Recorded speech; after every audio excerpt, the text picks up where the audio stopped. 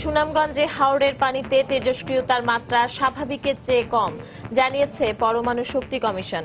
ঢলের পানিতে শনির হাওরের বাঁধ ভেঙে বিস্তীর্ণ এলাকা প্লাবিত।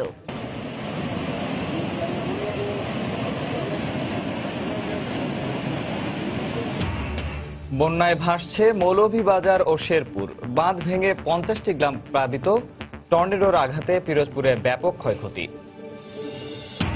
ঝড়ের মৌসুমে ঝুঁকি নিয়ে নদী পার হচ্ছেন উপকূলের লাখ লাখ মানুষ। ঘটছে দুর্ঘটনা। গুরুত্বপূর্ণ ঘাটে ব্রিজ নির্মাণে ব্যবস্থা নেওয়ার কথা জানালেন সংসদ সদস্য। রানা প্লাজা ট্র্যাজেডির 4 বছর পেরুলেও শুরু হয়নি হত্যার বিচার। থমকে আছে দুটি মামলার কার্যক্রম। বিলম্বের কারণে সাক্ষী খুঁজে পাওয়া নিয়ে শঙ্কায় রাষ্ট্রপক্ষের। এবং 1 বছরেও রাজশাহী বিশ্ববিদ্যালয়ের অধ্যাপক রেজাউল হত্যার পরিকল্পনাকারীকে গ্রেপ্তার করা যায়নি। ক্ষুব্ধ স্বজনরা। প্রতিবাদে নানা কর্মসূচি।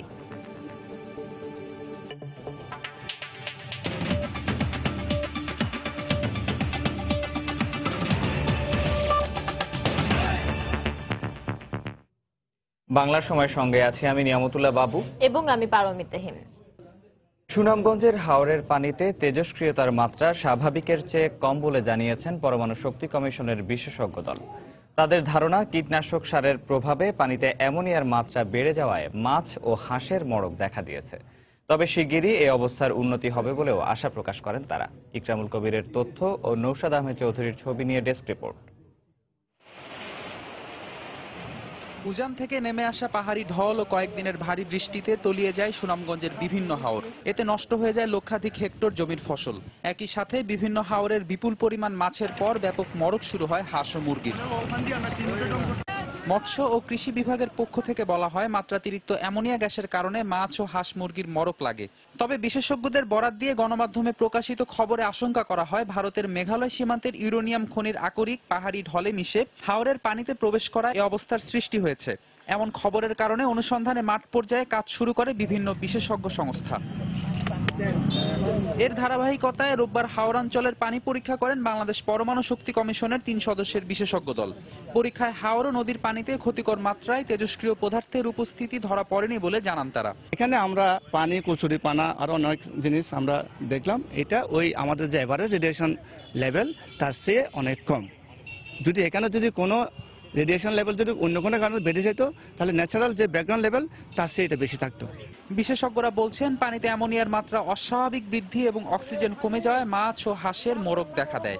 ধান বোনার পরে ওখানে ফার্টিলাইজার ইউজ করা হয়, পেস্টিসাইড দেওয়া হয়। পানির সাথে ওই জিনিসগুলো রিয়াকশন করে অ্যামোনিয়া গ্যাসের পরিমাণ পানিতে বেড়ে গেছে, যার ফলে এখানে অক্সিজেনের পরিমাণ কমে গেছে।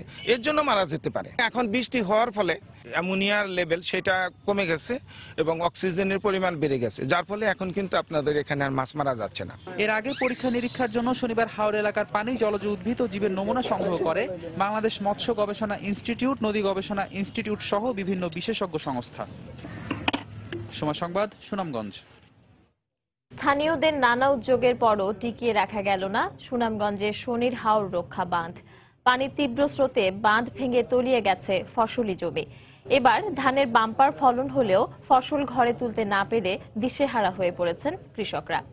বিস্তারিত জানাচ্ছেন ইকরামুল কবির, ছবি তুলেছেন নৌশাদ আহমেদ চৌধুরী।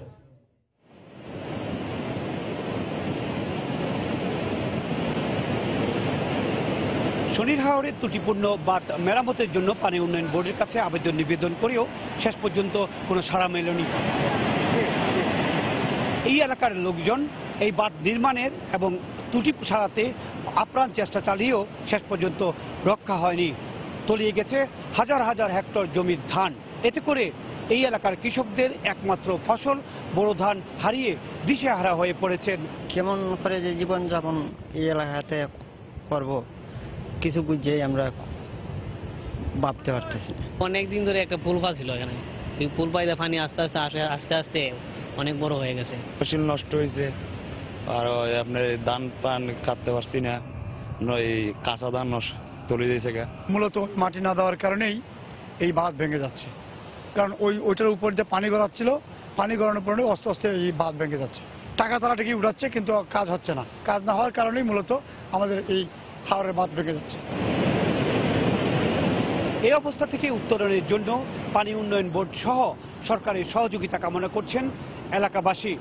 যদি বাংলাদেশ সরকার আমাদের কিছু সাহায্য সহযোগিতা করে আমরা বাঁচার কিছু সুযোগ পাইব, আর না হয়তো আমরা সাগরের মধ্যে আছি, সাগরেই বাঁচবো। শনির হাওরের বাঁধের এরকম দুইটি জায়গায় ভাঙ্গনের ফলে এই হাওরের উপর নির্ভরশীল জামালগঞ্জ, তাহিরপুর এবং বিশ্বম্বরপুরের 2 থেকে 2.5 লাখ মানুষ এখন দিশেহারা। এই সংকটাপন্ন অবস্থায় সকলের সহযোগিতা কামনা করেছেন বিপন্ন হাওরবাসী।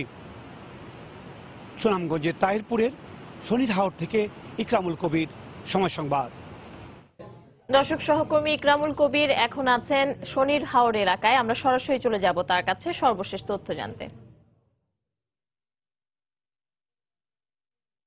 আমি যেখানে দাঁড়িয়ে আছি এটি একটি হাওর। এখানকার যে ছোট বড় অনেক হাওর আছে, এখন আর কোনো ছোট বড় হাওরের নেই। সব হাওর পানিতে একাকার হয়ে গেছে, বাঁধ ভেঙে সব হাওরগুলোতে পানি ঢুকেছে। নদীগুলোর আর কোনো নদীর চিহ্ন নেই, সব হাওরে পরিণত হয়েছে। আমি যদি আপনাকে একটু দেখাতে পারি, পারমিতা আপনি দেখেন যতদূর চোখ যাচ্ছে, এগুলো কিন্তু এক সময় জমিতে পরিণত ছিল, এখন এগুলো আর কোনো জমি নেই, কোনো নদী নেই, সব পানিতে ডুবে গেছে। আশেপাশে যে গ্রামগুলো দেখা যাচ্ছে, আশেপাশে গ্রামগুলোতে পানি ঢুকে যাচ্ছে। শেষ পর্যন্ত 2-1 দিনের মধ্যে কি অবস্থা হয় এই এলাকার এখন পর্যন্ত বলা যাচ্ছে না। তবে বন্যার একটি পূর্বাভাস এলাকার লোকজন মনে করছে যে হচ্ছে। পারমিতা, আরেকটি কথা আমি আপনাকে জানাতে চাচ্ছি। আপনি জানেন যে এই এলাকার হাওরগুলোতে মাছ মরে যাওয়ার কারণে হাওরগুলোতে মাছ ধরা নিষিদ্ধ ঘোষণা করা হয়েছে। এই সুনামগঞ্জে যে 2 শতাধিক হাওর রয়েছে তার মধ্যে গুটি কয়েক হাওরের মাছ মরে যাওয়ায় এগুলোতে এলাকাবাসী এবং যে মৎস্যজীবীরা তারা আতঙ্কিত ছিল। তারা ভেবেছিল এইগুলো কোনো বড় ধরনের বিপর্যয়ের দেখা দিয়েছে। কিন্তু আজকে আমরা যেটা দেখেছি যে বাংলাদেশ পারমাণবিক শক্তি কমিশনের যারা এসছিলেন টিম, তারা বলেছিলেন সেটা এখন পর্যন্ত কোনো আতঙ্ক নেই, আতঙ্ক কেটে গেছে। যদিও প্রশাসনের পক্ষ থেকে 1 সপ্তাহের জন্য মাছ ধরা নিষিদ্ধ করা হয়েছে, তবে গতকাল থেকে এবং গত পরশু 2 দিন অবিরাম বর্ষণের ফলে আজকেও কিছু বৃষ্টি হয়েছে। যেই অ্যামোনিয়া এবং অক্সিজেনের যে সমস্যাগুলো দেখা দিয়েছিল হাওড় অঞ্চলগুলোতে ধান পচে যাওয়ার কারণে, সেগুলো কেটে গেছে। এখন বলা যায় মোটামুটি স্বাভাবিক হয়েছে পানির অবস্থা। কিন্তু ধান যেগুলো রয়েছিল এই এলাকা তাহিরপুরের যে শনির হাওরে যে ধান রয়েছে, 22,000 একর জমির ধান একেবারে পানিতে তলিয়ে গেছে। এক কথা বলা যায় যে সুনামগঞ্জ এলাকার যে হাওরগুলো রয়েছে, 11টি উপজেলার মধ্যে 9টি উপজেলার 2 শতাধিক হাওরবাসীর খুবই বিপন্ন অবস্থায় রয়েছে। একদিকে কৃষকরা কাজ হারিয়ে ফেলেছে, অন্যদিকে মৎস্যজীবীরা একেবারে কর্মহীন হয়ে পড়েছে। এই এলাকায় ওএমএস চালু করেছে, 15 টাকা দরে চাল এবং 17 টাকা দরের আটা চালু করেছে। কিন্তু এই যে খুচরা বাজার দেওয়া হয়েছে, খুচরা বাজারে চাল এবং আটা বিক্রি করা হচ্ছে, তাও স্বল্প পরিমাণের, প্রতিটি উপজেলার জন্য 3 টন করে দেওয়া হচ্ছে। এতে করে যে শত শত মানুষ, এই শত শত মানুষ উপকৃত হতে পারছে না। তারা দাবি করেছেন যে এই চাল এবং আটার পরিমাণ বৃদ্ধির যাতে করে দেওয়া যায়, তাতে করে তারা উপকৃত হবে। কেননা এই হাওর এলাকার মানুষ একেবারে কর্মহীন হয়ে পড়েছে। না কৃষকের না মৎস্যজীবী কোনো অবস্থাতেই তারা কোনোভাবে সংসারে চালাতে পারছে না এবং ফসলও হানি হয়েছে। গতবারও এই শনি হাওরে এই তাহিরপুর এলাকার ফসল তারা ঘরে তুলতে পারেনি, এইবারও তারা ঘরে তুলতে পারেনি। এই 13,000 হেক্টর যে শনির হাওর রয়েছে, 13,000 হেক্টর শনির হাওরের রক্ষায় যে উদ্যোগ নেওয়ার কথা ছিল পানি উন্নয়ন বোর্ড, তা ব্যর্থ হয়েছে। বারবার এই ব্যর্থতার পরিচয় দিচ্ছে, গতবারও দিয়েছে, এবারও দিয়েছে। যদিও বিভিন্ন দুর্নীতি দমন কমিশন, প্রশাসনের পক্ষ থেকে যারা এই যে ঠিকাদার এবং যেই সংস্থাগুলো এই ঘটনার জন্য দায়ী রয়েছে তাদের বিরুদ্ধে ব্যবস্থা নেওয়া হবে বলে বলা হচ্ছে। কিন্তু তার আগে যা ঘটার ঘটে গেছে এবং তারা নিঃস্ব হয়ে গেছে। পারমিতা, এই ছিল তাহিরপুর এলাকার নিঃস্ব জনগণের সর্বশেষ খবর। দর্শক, সুনামগঞ্জের তাহিরপুর থেকে সেখানকার প্লাবনের খবরের বিস্তারিত আমাদেরকে জানাচ্ছিলেন সহকর্মী ইকরামুল কবির। এদিকে বাঁধ নির্মাণে অনিয়মের কারণেই হাওড়াঞ্চল প্লাবিত হয়েছে বলে জানিয়েছেন পানি সম্পদ মন্ত্রী আনিসুল ইসলাম মাহমুদ। সকালে সচিবালয়ে আয়োজিত ব্রিফিংয়ে তিনি একথা বলেন। পাশাপাশি প্লাবনের কারণ হিসেবে জলবায়ু পরিবর্তনকেও দোষারোপ করেন মন্ত্রী। বিশেষজ্ঞরা বলছেন, কর্তৃপক্ষের উদাসীনতার কারণেই হাওড়াঞ্চলে এ দুর্যোগের সৃষ্টি হয়েছে। গত কয়েকদিন থেকেই খবরের শিরোনাম ছিল হাওরের প্লাবন, কিন্তু এতদিন রক্ষা পেলেও শেষ রক্ষা পেল না শনির হাওরও। রোববার সকালে এই হাওরটিতেও ঢুকতে শুরু করে বানের জল। অন্য হাওরগুলো থেকে নেওয়া গত কয়েকদিনের শিক্ষা কেন কাজে লাগানো গেল না শনির হাওরে, সেই প্রশ্নের মাঝেই পানি সম্পদ মন্ত্রীর এই সংবাদ সম্মেলন। মন্ত্রী জানান, বাঁধ নির্মাণে গত বছর অনিয়মের অভিযোগ পেয়েছে মন্ত্রণালয়। যে দুর্নীতির কথা বলা হয় এটা আছে, এটা আমরা বন্ধ করার চেষ্টা করছি। আমরা 50% বিল আমরা পেমেন্ট করিনি, কারণ আমরা তাদেরকে বলেছি যেহেতু আমরা কাজের পোস্ট ওয়ার্ক মেজারমেন্টে নিতে পারছি না এবং আমরা সেই কাজ দেখিনি, আমাদেরকে বুঝিয়ে দেওয়া হয়নি, সেই কারণে কিন্তু আমরা গতবার 50% পেমেন্ট ইন জেনারেল আমরা কিন্তু কর্তন করেছে। সংবাদ সম্মেলনে মন্ত্রী আরও জানান, জলবায়ু পরিবর্তন ছাড়াও বাঁধ যে উচ্চতা ছিল তার চেয়ে পানির উচ্চতা বেশি থাকায় প্লাবন ঠেকানো যায়নি। হাওর অঞ্চলগুলোতে এমন প্লাবন নজিরবিহীন বলেও মন্তব্য করেন মন্ত্রী। যেটা করতে পারে to learn the lesson from what has happened, এর বাইরে অ্যাকচুয়ালি করার কিছু নাই বর্তমানে। যে আমরা বাঁধের হাইট কত রাখবো, যে ভবিষ্যতে যাতে এরকম একটা ক্যাটাস্ট্রফি না হয়। আমরা 1 মিটার হাইট বাড়াবো কিনা, বাড়ালে আবার সেটার পরিবেশগত কি কি অসুবিধা হতে পারে সেগুলো আমাদের দেখতে হবে। এদিকে বিশেষজ্ঞরা দোষারোপ করছেন সংশ্লিষ্ট কর্তৃপক্ষকে। পানি সম্পদ মন্ত্রী যদি বলে থাকেন যে দুর্নীতি হয়েছে, তাহলে উনি হয়তো জানেন, আমরা তো জানি না যেখানে দুর্নীতি হয়েছে কিনা। তবে পানি উন্নয়ন বোর্ড বা সংশ্লিষ্ট কর্তৃপক্ষ বাঁধগুলো সময় মতো মেরামতের ব্যাপারে ব্যর্থ হয়েছে। যে সময় এটা বাঁধগুলো মেরামত হয়ে গেল অনেক সুবিধা দেওয়া যেত বা বন্যাটাকে হয়তো একটা প্রাথমিক আগাম বন্যাকে রোধ করা যেত, কিন্তু সেটা তারা সেই কাজটা সময় মতো শেষ করতে পারে নাই। হাতিবুর রহমান তামাল, সময় সংবাদ, ঢাকা। অল্প হয়েছে। দুর্যোগ ব্যবস্থাপনা ও ত্রাণমন্ত্রী মোফাজ্জল হোসেন চৌধুরী মায়া বলেছেন, হাওরে ক্ষয়ক্ষতির পরিমাণ নির্ধারণে একটি কমিটি গঠন করা হয়েছে। আগামী 15 দিনের মধ্যে কমিটি রিপোর্ট জমা দেবে। সচিবালয়ে সংবাদ সম্মেলনে তিনি বলেন, ক্ষতিগ্রস্ত পরিবারগুলোকে আগামী 100 দিন সহায়তা দেওয়া হবে। আজকে একটি আন্তঃমন্ত্রণালয়ের কমিটি গঠন করা হয়েছে। প্রত্যেক মন্ত্রণালয়ের যুগ্ম সচিব এই সদস্য একজন মেম্বার থাকবেন। এই মন্ত্রণালয়ের যুগ্ম সচিব একজন মহাসচিব হিসেবে দায়িত্ব পালন করবেন। তারা এই দুর্যোগে ক্ষয়ক্ষতি কি করণীয় সম্পূর্ণ সরজমিনে গিয়ে দেখে 15 দিনের মধ্যে তারা সেই রিপোর্ট পেশ করবেন। সেই পরিপ্রেক্ষিতে আমরা ব্যবস্থা নিতে থাকব। একদিকে এই কাজ চলবে, আরেকদিকে আমাদের ত্রাণের কাজ ইতিমধ্যে আমরা চালু রেখেছি। আমাদের বিশেষ করে খাদ্য মন্ত্রণালয় এবং আমার মন্ত্রণালয় যৌথভাবে এইটা মোকাবেলা করার জন্য আমরা চেষ্টা করে যাচ্ছি।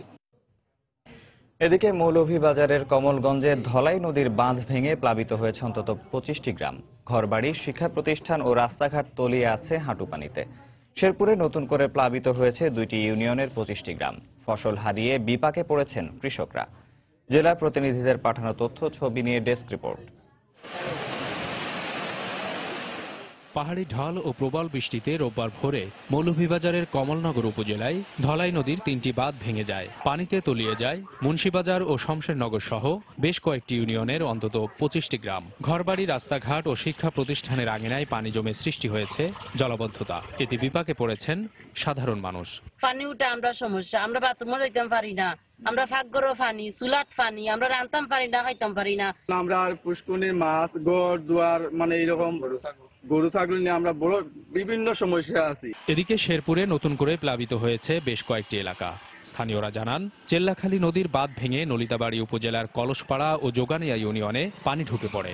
এতে প্লাবিত হয় অন্তত 25টি গ্রাম। তবে ঝেনাইগাতি উপজেলার সদর ইউনিয়নে পানি কমলেও এখনও তলিয়ে আছে কাংসা, ধানসাইল ও হাতিবান্ধা সহ 6টি ইউনিয়ন।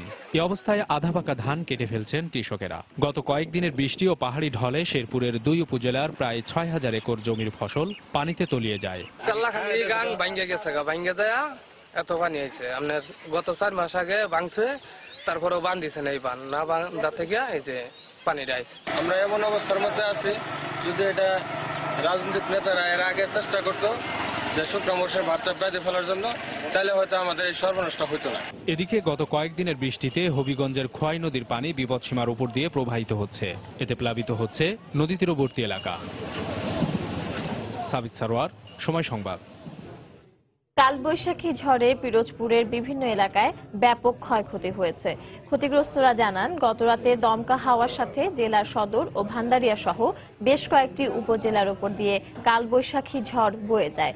ঘণ্টাব্যাপী এ ঝড়ে বেশ কিছু ঘরবাড়ি ও শিক্ষা প্রতিষ্ঠান ক্ষতিগ্রস্ত হয়।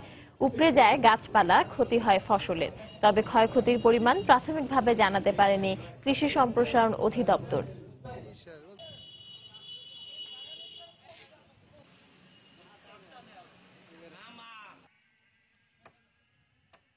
আকস্মিক ঝড় এসে চালাটালা উড়িয়ে নিয়ে গেছে জিহাদার হাই স্কুল মাধ্যমিক বিদ্যালয়ের পার্শ্ববর্তী দোকান এবং মসজিদের। হঠাৎ করে টের পাই যে মেঘের দামদম শব্দ হইতেছে, তারপর ওই মানে বজ্রপাত হইতেছে, এই ভয়ে দেখি বাতাস, প্রচুর বাতাস চালাইছে, সেই বাতাসে আর কি এই গাছগুলো সব পড়ে গেছে। ঘরের উপরে পড়ছে চাম্বুল গাছ, নারকেল গাছ, বিভিন্ন ধরনের গাছ আর কি ভাঙছে। সুপারি গাছ গেছে প্রায় 20 মিটারের মতন, আর কলা গাছ তো অগণিত, মানে কোনো শেষ নাই, মানে একদম সহায় দিচ্ছে সব। বাংলার সময় আরো থাকছে। দিনাজপুরে বয়লার বিস্ফোরণে দগ্ধ আরো 5 জনের মৃত্যু। মৃতের সংখ্যা বেড়ে 9, আরো 6 জনের অবস্থা আশঙ্কাজনক বলছেন চিকিৎসক। ঝড়ের মৌসুমে ঝুঁকি নিয়ে নদী পার হচ্ছেন বরিশাল সহ পুরো উপকূলীয় এলাকার লাখ লাখ মানুষ।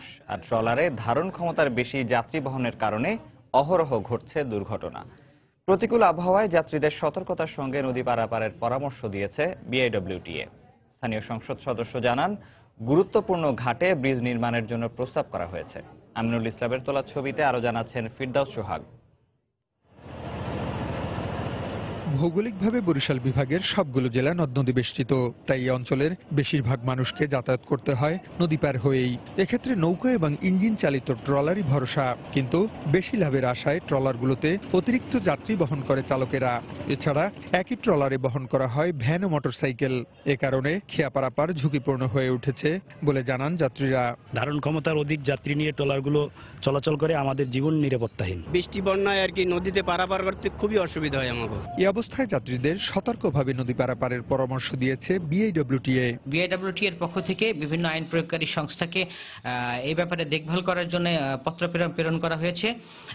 তারা এই বিষয়টি দেখভাল করবেন। স্থানীয় সংসদ সদস্য জানালেন, গুরুত্বপূর্ণ খেয়াঘাটে ব্রিজ নির্মাণের জন্য সরকারের কাছে প্রস্তাব দেওয়া হয়েছে। আমরা ইতিমধ্যেই এই ঝুঁকি রোধ করার জন্য আমরা সেতুর প্রপোজাল দিয়েছি এবং মন্ত্রী পরিষদে ইতিমধ্যে সেতু প্রপোজাল দাখিল করা হয়েছে।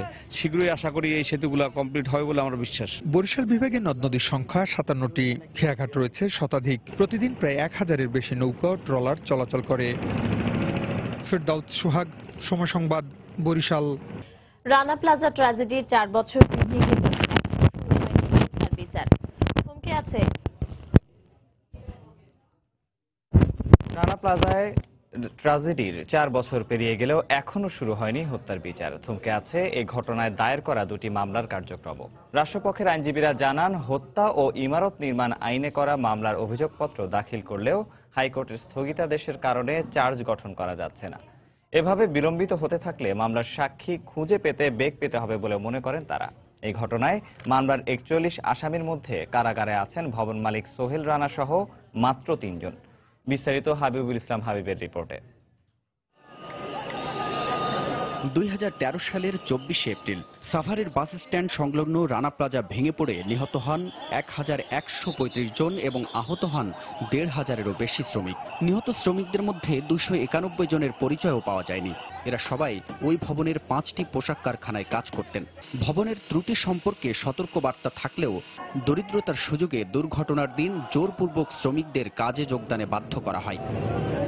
রানা প্লাজা ধসের পরদিন অবহেলাজনিত মৃত্যুর অভিযোগে 21 জনকে আসামি করে সাভার থানায় একটি মামলা করে পুলিশ, যার চার্জশিট 2 বছর আগেই আদালতে দাখিল করে সিআইডি। ইমারত বিধিমালা না মেনে ভবন নির্মাণের অভিযোগে ওই সময় সোহেল রানা সহ 13 জনকে আসামি করে সাভার মডেল থানায় আরেকটি মামলা করে রাজক।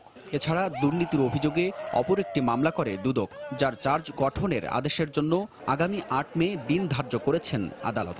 বিভিন্ন গণমাধ্যমের অনুসন্ধানী তথ্য মতে ক্ষমতার প্রভাব খাটিয়ে সোহেল রানা যেভাবে এই জমি অবৈধভাবে দখল করে 6 তলা ভবনের পরিবর্তে 9 তলা নির্মাণ করেছিল, আর যার ফলশ্রুতি দাঁড়ায় শত শত মানুষের মৃত্যু, ঠিক একইভাবে কি প্রকৃত অপরাধীদের বিচারিক প্রক্রিয়াও তাদের ক্ষমতার প্রভাবেই বিলম্বিত হচ্ছে? এমন প্রশ্ন হয়তো অনেকের কাছে। অভিযোগ গঠন কেন বিলম্বিত হচ্ছে তা জানতে চাইলে হাইকোর্টের স্থগিত আদেশের কথা জানান রাষ্ট্রপক্ষের আইনজীবী। তবে অভিযুক্ত 7 জনের আবেদনের পরিপ্রেক্ষিতে অভিযোগ গঠনে হাইকোর্ট স্থগিতাদেশ দিলেও যারা আবেদনই করেননি তাদের বিচারে বাধা কোথায় তা জানতে চাইলে সংশ্লিষ্টরা জানান এ বিষয়ে অ্যাটর্নি জেনারেলের কার্যালয়ে একটি চিঠি পাঠানো হয়েছে, যার উত্তর এখনো মেলেনি। যেহেতু এটা উচ্চতর আদালতের থেকে স্টে করা আছে, আমাদের আর কোনো বক্তব্য নেই। ওখানে যারা আছেন আর কি আমাদের অ্যাটর্নি জেনারেল অফিস থেকে এই ব্যাপারটা দেখাশোনা করছে। ইমারত নির্মাণ আইনে করা মামলার অভিযোগের বিষয়ে পাবলিক প্রসিকিউটর জানান অভিযোগপত্র দাখিলের পর আসামিপক্ষ তা পুনর্মূল্যায়নের জন্য 2টি আবেদন করেন। 10 মাস হয়ে গেছে যে 2টো রিভিশন মামলা সেখানে দায়ের হয়েছে, সেখানে আজ পর্যন্ত এই রিভিশন মামলা 2টো শুনানি সম্পন্ন হয়নি। শুনানি সম্পন্ন না হওয়ার প্রেক্ষিতে আমরা ঢাকার অতিরিক্ত চিফ জুডিশিয়াল ম্যাজিস্ট্রেট আদালতে এই মামলার সাক্ষীর জন্য যে ডেটগুলো আছে আমরা সাক্ষী উপস্থাপন করতে পারছি না। এ মামলায় সোহেল রানা সহ 18 আসামির মধ্যে 7 জন সরকারি কর্মকর্তা। হাবিবুল ইসলাম হাবিব, সময় সংবাদ, ঢাকা। দিনাজপুরের যমুনা অটো রাইস মিলে বয়লার বিস্ফোরণের ঘটনায় দগ্ধ আরও 5 জন মারা গেছেন। এ নিয়ে মৃতের সংখ্যা দাঁড়ালো 9। গত রাত থেকে আজ দুপুর পর্যন্ত এই 5 জনের মৃত্যু হয়। এদের মধ্যে 2 জন ঢাকা মেডিকেল কলেজ হাসপাতালে এবং বাকি 3 জন রংপুর মেডিকেলে চিকিৎসাধীন অবস্থায় মারা যান। বর্তমানে রংপুর মেডিকেলে চিকিৎসাধীন রয়েছেন আরও 9 জন শ্রমিক। তারাও শঙ্কামুক্ত নন বলে জানিয়েছেন চিকিৎসক। গত বুধবার দিনাজপুরের গোপালগঞ্জ এলাকার যমুনা অটো রাইস মিলে বয়লার বিস্ফোরণে 30 শ্রমিক দগ্ধ হন।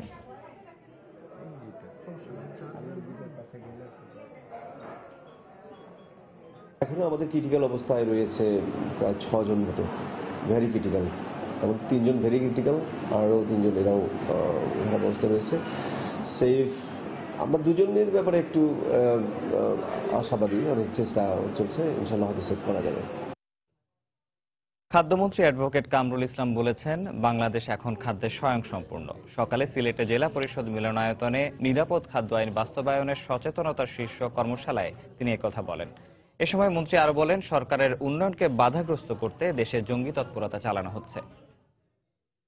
আমাদের বিদেশ থেকে চাল আমদানি করতে হবে, ফলে আমরা চাল রপ্তানি করার যোগ্যতা অর্জন করেছি। এখন আমাদের দায়িত্ব হচ্ছে জনগণের যে সাংবিধানিক অধিকার, নিরাপদ খাদ্য প্রাপ্তি, সেই অধিকার প্রতিষ্ঠা করা। উন্নত বিশ্বের মতো আমাদের হোটেলের খাবার বলেন, প্যাকেটজাত খাবার বলেন, আর রাস্তার ফুটপাতের খাবার বলেন, সব খাবারকেই নিরাপদ দেখতে চাই। আমাদের অর্থনীতিকে বিধ্বস্ত করার জন্য, আমাদের উন্নয়নকে থামিয়ে দেওয়ার জন্য যথেষ্ট ষড়যন্ত্র হচ্ছে জাতীয় আন্তর্জাতিকভাবে।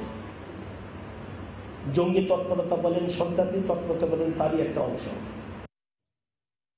মৎস্য প্রাণী সম্পদ মন্ত্রী ছায়েদুল হককে ব্রাহ্মণবাড়িয়ার বিজয়নগরে ঢুকতে উপজেলা ছাত্রলীগ ও যুবলীগের নেতাকর্মীরা বাধা দিয়েছে বলে অভিযোগ উঠেছে। এ সময় তার গাড়ি বহরে ইট পাটকেল নিক্ষেপ করা হয়। মন্ত্রীর আগমনকে ঘিরে গত কয়েকদিন ধরেই বিজয়নগর এলাকায় উত্তেজনা চলছিল। এ কারণে আজ সকাল 6টা থেকে রাত 12টা পর্যন্ত বিজয়নগর, সরাইল, সদর ও আশুগঞ্জে 144 ধারা জারি করে স্থানীয় প্রশাসন। এলাকায় মোতায়েন করা হয় পুলিশ, বিজিবি সহ আইন শৃঙ্খলা রক্ষা বাহিনীর সদস্য। দুপুরে উপজেলা প্রাণী উন্নয়ন কেন্দ্রের উদ্বোধনী অনুষ্ঠানে যাওয়ার পথে চম্পকনগর এলাকায় মন্ত্রীর গাড়ি বহরে বাধা দেওয়া হয়। এ সময় তারা কালো পতাকা প্রদর্শন ও বিক্ষোভ করে। এক পর্যায়ে কে বা কারা মন্ত্রীর গাড়ি লক্ষ্য করে ইট নিক্ষেপ করে। এতে নবীনগর থানার ওসি আহত হন। পরে পুলিশ, বিজিবির পাহারায় মন্ত্রী অনুষ্ঠান স্থলে পৌঁছান।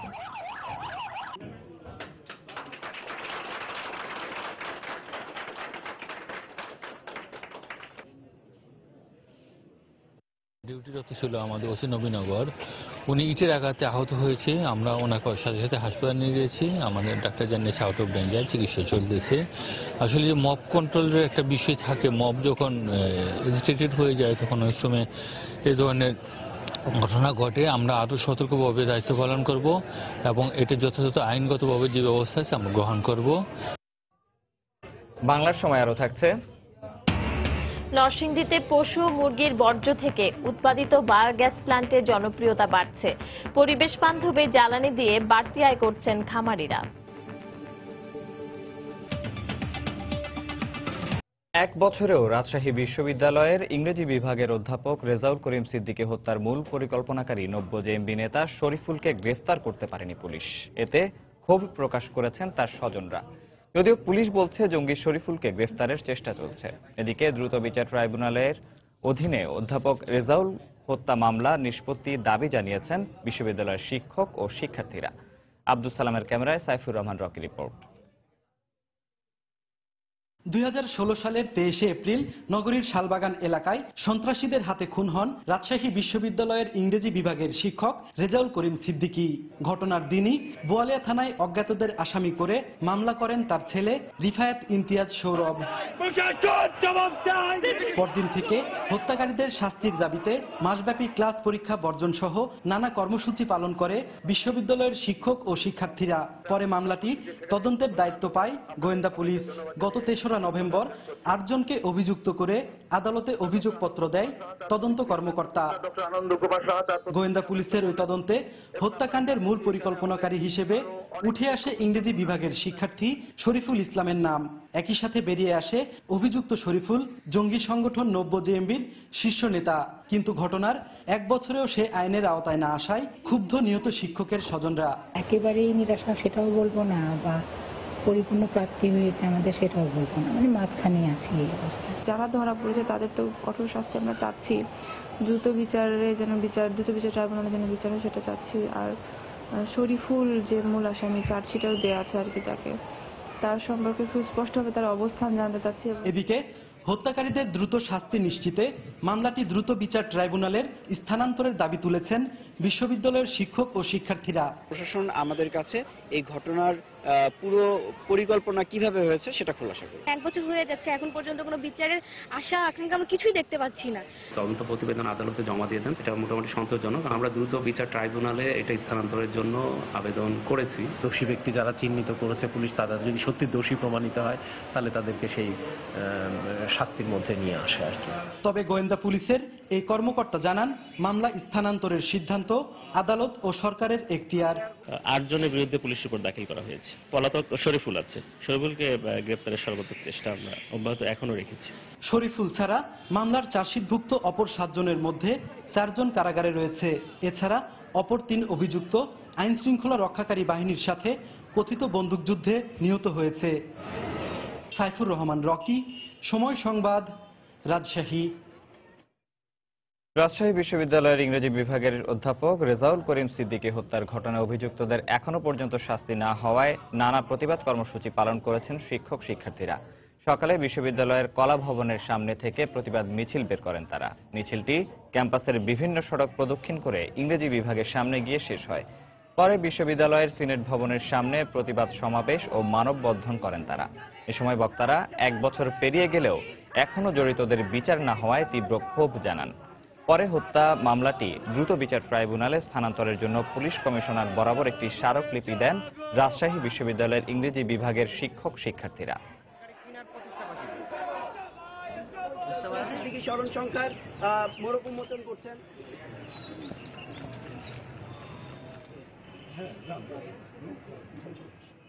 অপরিকল্পিত ড্রেনেজ ব্যবস্থা, খাল দখল ও পলিথিনের মাধ্যমে ময়লা ফেলার কারণে চট্টগ্রাম নগরীর জলাবদ্ধতা সমস্যা নিরসন করা যাচ্ছে না বলে সাফাই গাইলেন সিটি কর্পোরেশনের মেয়র আজম নাসির উদ্দিন।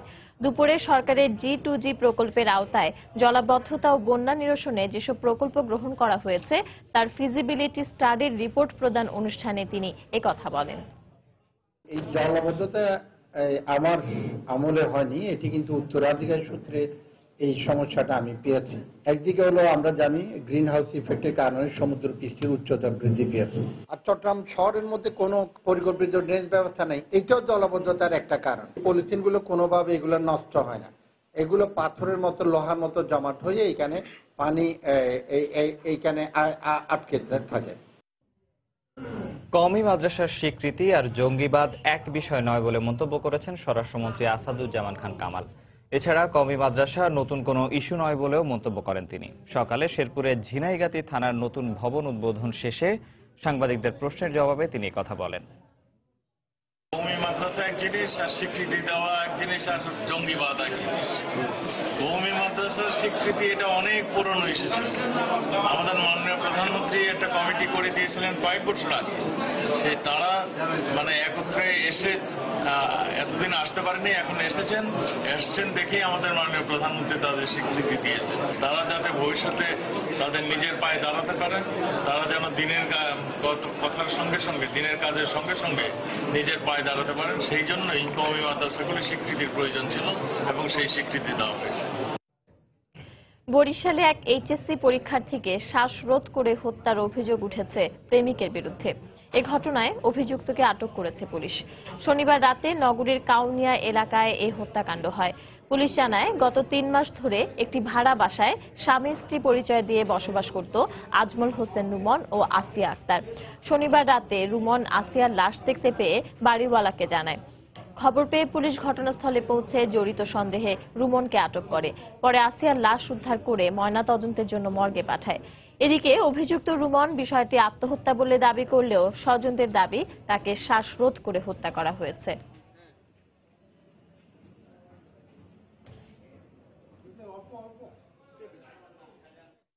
রাঙামাটিতে পাহাড়ি ছাত্র পরিষদ নেতা রমেল চাকমার মৃত্যুর প্রতিবাদে ইউপিডিএফ এর ডাকে সকাল সন্ধ্যা অবরোধ চলছে। সকাল থেকে অবরোধের সমর্থনে বাস টার্মিনাল থেকে অভ্যন্তরীণ ও দূরপাল্লার কোনো যানবাহন ছেড়ে যায়নি, তবে 2-1টি সিএনজি অটোরিকশা চলাচল করতে দেখা গেছে। এছাড়া বন্ধ রয়েছে লঞ্চ চলাচলও। গত 5ই এপ্রিল ইউপিডিএফ এর নানিয়ারচর শাখার সাধারণ সম্পাদক রমেল চাকমাকে ধরে নিয়ে যায় আইনশৃঙ্খলা বাহিনী। পরে বুকে ব্যথা অনুভব করায় চট্টগ্রাম মেডিকেল কলেজ হাসপাতালে ভর্তি করা হয় তাকে। সেখানে চিকিৎসাধীন অবস্থায় 19 এপ্রিল মৃত্যু হয় তার।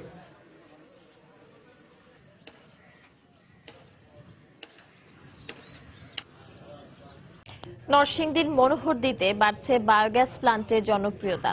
গবাদি পশু ও মুরগির খামারের বর্জ্য থেকে উৎপাদিত গ্যাসে জ্বালানির চাহিদা মিটছে অনেক পরিবারের। পরিবেশ বান্ধব ও লাভজনক হওয়ায় বাড়তি আয়ের দ্বারও খুলছে খামারিদের। আশিকুর রহমান পিয়ালের তথ্য ছবি নিয়ে ডেস্ক রিপোর্ট। নরসিংদীর মনোহরদী উপজেলার গ্রামাঞ্চলে রয়েছে অসংখ্য মুরগি, কোয়েল পাখি ও গৃহপালিত গবাদি পশুর খামার। এসব খামারের বর্জ্যের দুর্গন্ধে পরিবেশ দূষিত হওয়ায় বিপাকে পড়েন এলাকাবাসী ও খামারিরা। তবে খামারের বর্জ্যকে শক্তিতে রূপান্তরও করছেন।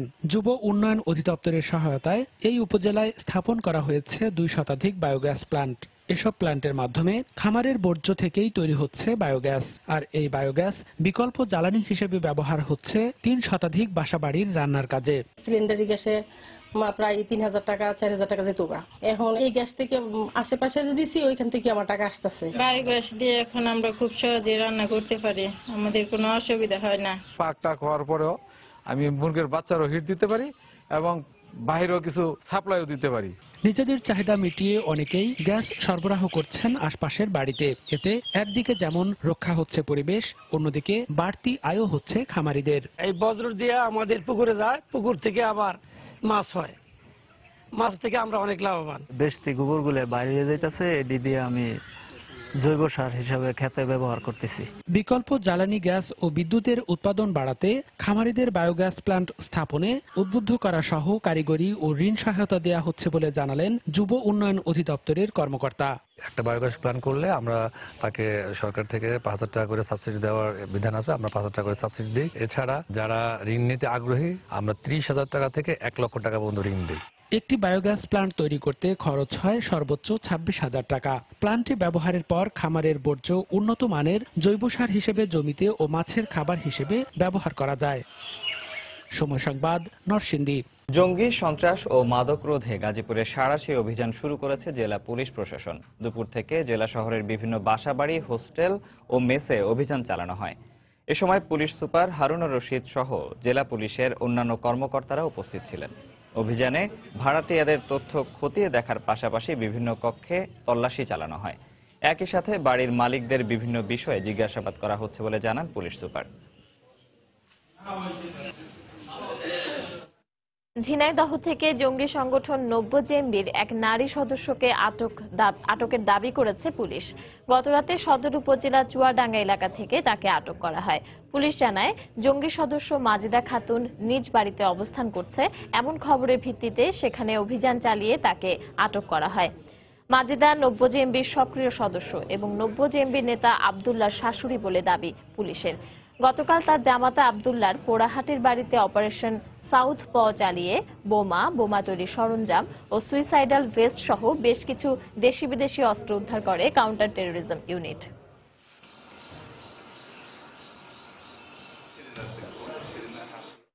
পিরোজপুরে জঙ্গিবাদ, মাদক, বাল্যবিবাহ এবং ইভটিজিং প্রতিরোধে সভা ও শিক্ষার্থীদের শপথ অনুষ্ঠিত হয়েছে।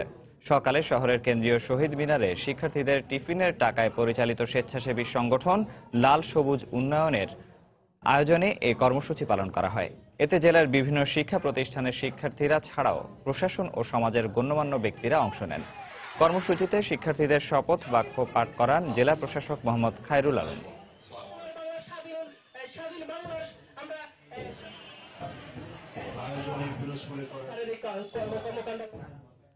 বাংলা সময়ের শীর্ষ সংবাদগুলো জানিয়ে দিচ্ছি আরেকবার। সুনামগঞ্জে হাওরের পানিতে তেজস্ক্রিয়তার মাত্রা স্বাভাবিকের চেয়ে কম, জানিয়েছে পরমাণু শক্তি কমিশন। ঢলের পানিতে শনির হাওরের বাঁধ ভেঙে বিস্তীর্ণ এলাকা প্লাবিত।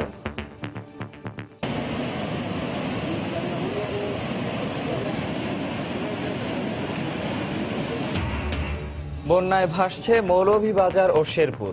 বাঁধ ভেঙে 50টি গ্রাম প্লাবিত। টর্নেডোর আঘাতে পিরোজপুরে ব্যাপক ক্ষয়ক্ষতি। ঝড়ের মৌসুমে ঝুঁকি নিয়ে নদী পার হচ্ছেন উপকূলের লাখ লাখ মানুষ। ঘটছে দুর্ঘটনা। গুরুত্বপূর্ণ ঘাটে ব্রিজ নির্মাণে ব্যবস্থা নেওয়ার কথা জানালেন সংসদ সদস্য। রানা প্লাজা ট্র্যাজেডির 4 বছর পেরোলেও শুরু হয়নি হত্যার বিচার। থমকে আছে 2টি মামলার কার্যক্রম। বিলম্বের কারণ সাক্ষী খুঁজে পাওয়া নিয়ে শঙ্কা রাষ্ট্রপক্ষের। এবং 1 বছরেও রাজশাহী বিশ্ববিদ্যালয়ের অধ্যাপক রেজাউল হত্যার পরিকল্পনাকারীকে গ্রেপ্তার করা যায়নি। ক্ষুব্ধ স্বজনরা, প্রতিবাদে নানা কর্মসূচি। দর্শক, এই ছিল বাংলার সময়। যে কোনো খবর পেতে ভিজিট করুন সময়নিউজ.tv। এছাড়া এই মাত্র পাওয়া খবর আপনার মোবাইলে পেতে SMS করুন *BN লিখে পাঠিয়ে দিন 16242 নম্বরে। সঙ্গে থাকুন সময়ে।